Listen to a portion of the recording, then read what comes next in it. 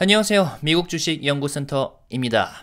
보수 성향의 미국 미디어 기업 뉴스맥스가 2025년 3월 31일 상장 첫날 투자자들의 주목을 사로잡으며 데뷔를 치렀습니다.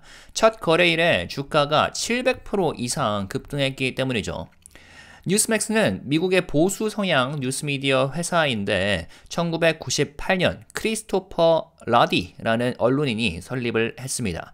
보수 진영을 대표하는 뉴스 채널인 뉴스맥스 TV를 중심으로 24시간 케이블 방송, 디지털 콘텐츠, 정치 해설 등을 제공하고 있고 최근 몇 년간 급격한 시청자 수 증가와 함께 영향력을 넓혀가고 있는 중이죠.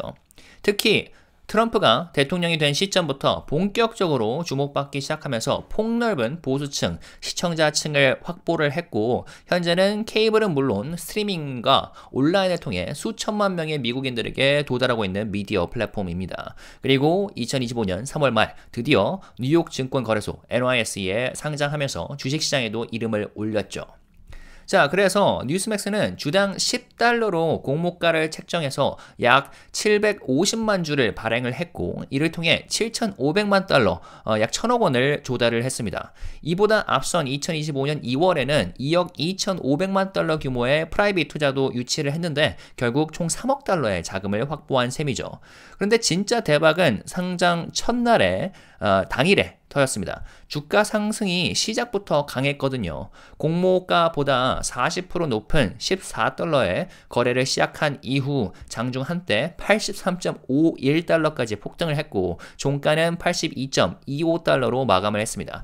하루 만에 735% 상승이라는 극적인 데뷔를 한 겁니다.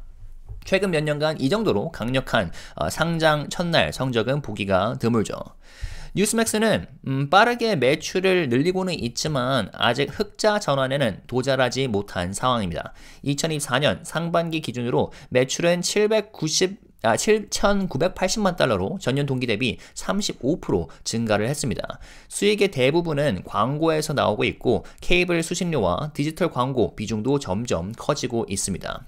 하지만 여전히 막대한 적자를 기록하고 있는 상황인데요. 같은 기간 5,550만 달러의 순손실을 기록했는데 전년도 3,890만 달러 손실보다 더 확대된 수치입니다. 콘텐츠 제작 비용, 인프라 투자, 인력 확충 등 공격적인 확장 전략이 수익성에 부담을 주고 있는 거죠. 뉴스맥스 CEO인 크리스토퍼 러디는 이번 상장을 단순한 자금 조달 이상의 의미로 보고 있습니다. 그의 말에 따르면 상장을 통해 얻은 자본으로 더 공격적인 성장을 추구할 계획이며 콘텐츠 제작 확대와 디지털 플랫폼 강화에 중점을 둘 것이라고 밝혔습니다.